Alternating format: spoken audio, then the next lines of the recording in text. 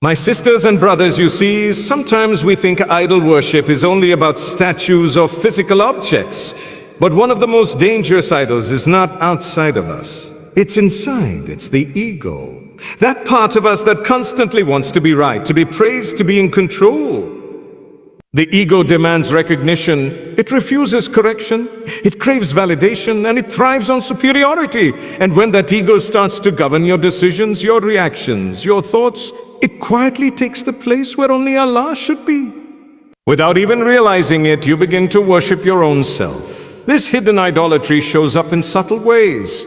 When someone gives you advice and your heart rejects it, not because it's wrong, but because it challenges your pride, that's the ego resisting submission. When your emotions become more important than what Allah has commanded, when your opinion feels more sacred to you than divine truth, you've given power to an idol disguised as self-importance. This is not a new problem, it's an ancient one.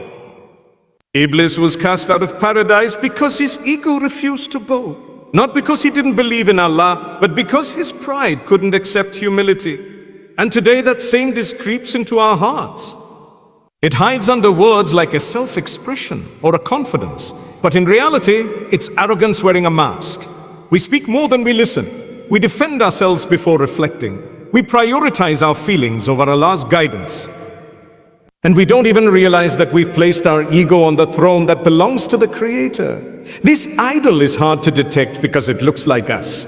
It sounds like us, but it slowly robs us of sincerity, softness, and true submission. Real freedom isn't found in serving yourself.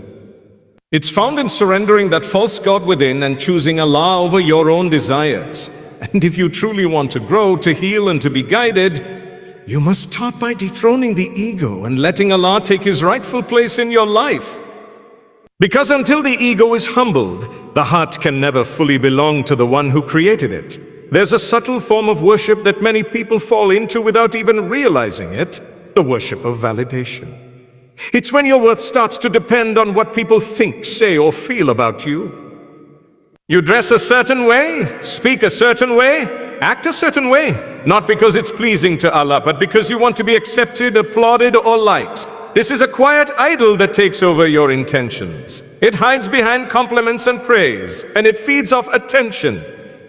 And the more you feed it, the more you lose yourself in the eyes of others. It begins innocently. You do something good, someone praises you, and it feels nice.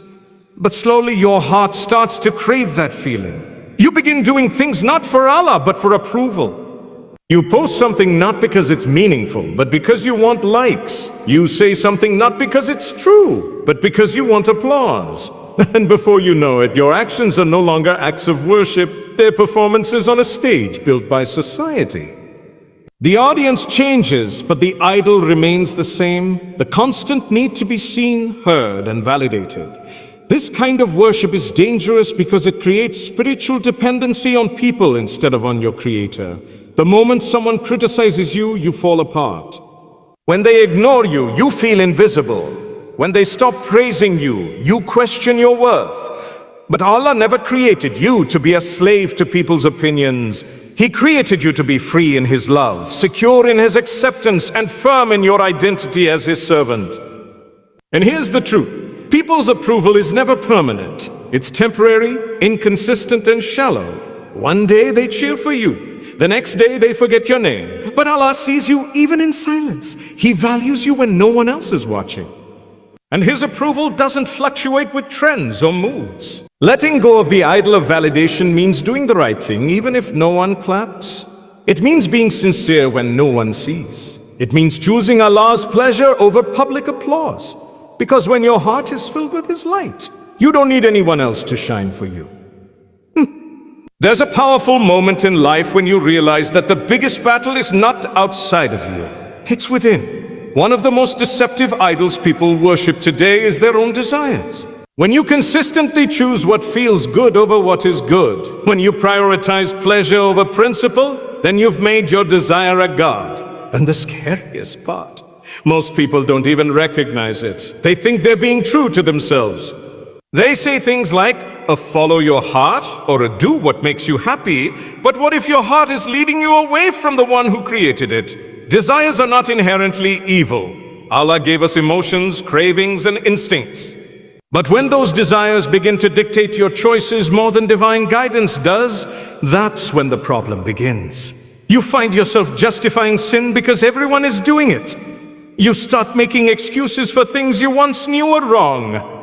You tell yourself it's not that bad, or Allah will forgive me. And while His mercy is vast, using it to enable your disobedience is a dangerous game. When desire becomes your master, it doesn't ask for permission. It demands submission.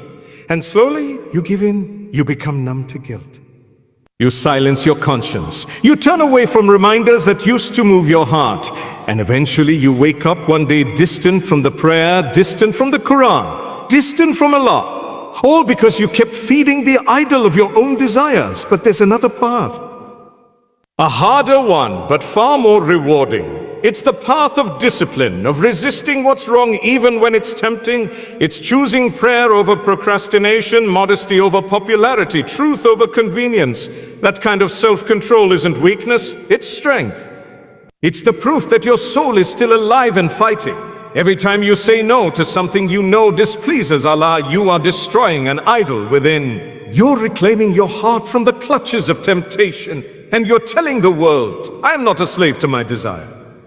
I am a servant of the Most High, because only one can sit on the throne of your heart, and it should never be your desires. If you really think about it, social media has become one of the biggest idols of our time. It's not the app itself that's the problem. It's how it starts to shape the way we see ourselves, how we value our worth, and how we live our lives. For many, it's not just a tool, it's a place of constant performance, a stage where we silently beg for attention, admiration, and approval. Every post becomes a statement of identity, every like feels like a small dose of validation, and every share becomes a measure of our relevance. And slowly, without realizing it, the screen starts to dictate how we feel about ourselves. You wake up, and the first thing you check isn't your prayer, it's your notifications. You feel upset when a post doesn't perform well. You find yourself comparing your life, your body, your achievements with filtered versions of other people's lives. It becomes an addiction, but even more dangerously, it becomes a form of worship. Because when your time, attention, and emotional energy revolve around what others are posting, saying, or thinking, you're no longer living for Allah, you're living for the feed. And this kind of worship doesn't just waste time, it drains the soul. It kills contentment. It makes you question what you once felt grateful for. Suddenly, your blessing seems small because someone else posted something bigger. You stop being present with your family because your mind is busy crafting captions and stories. You no longer seek sincerity because everything becomes about how things look, not how they are. That's what social media idolatry does. It makes appearance more important than reality. But here's the truth. Your value was never meant to be measured in views, likes, or followers. Your worth is defined by the one who created you, not by a crowd that scrolls past you.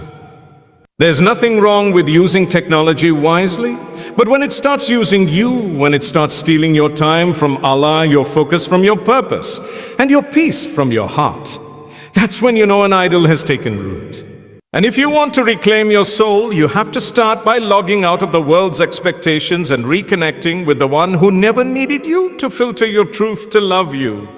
There's a subtle idol that many people spend their whole lives worshiping without even realizing it's success.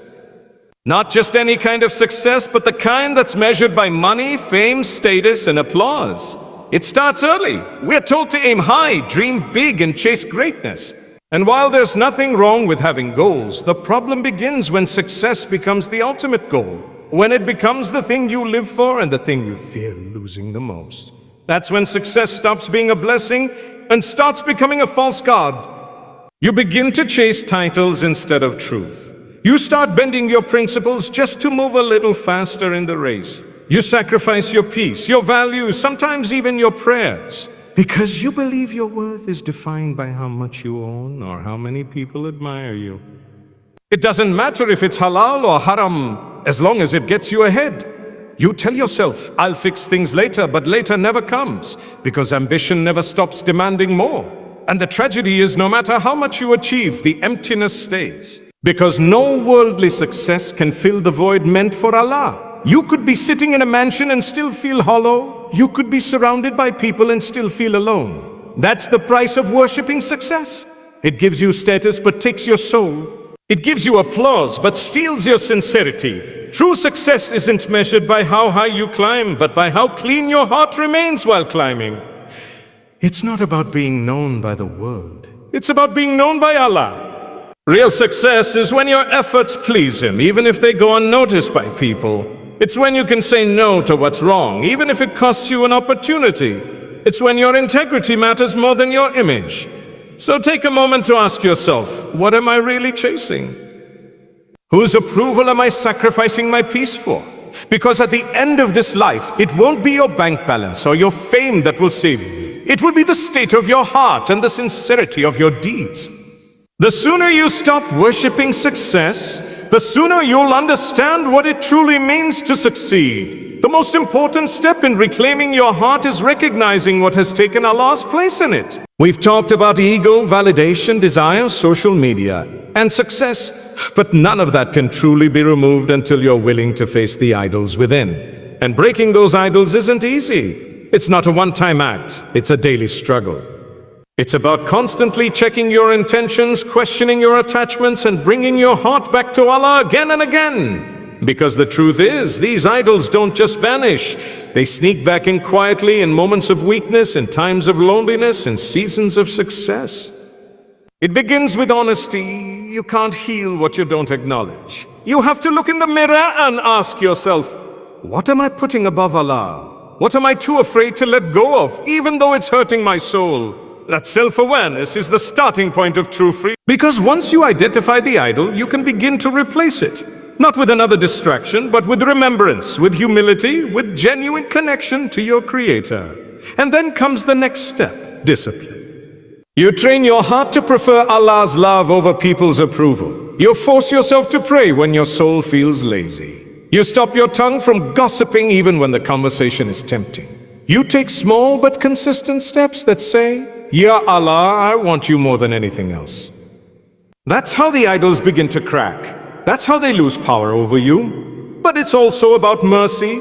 Don't be harsh on yourself when you fall. Breaking these idols isn't about becoming perfect. It's about returning to Allah every single time you slip.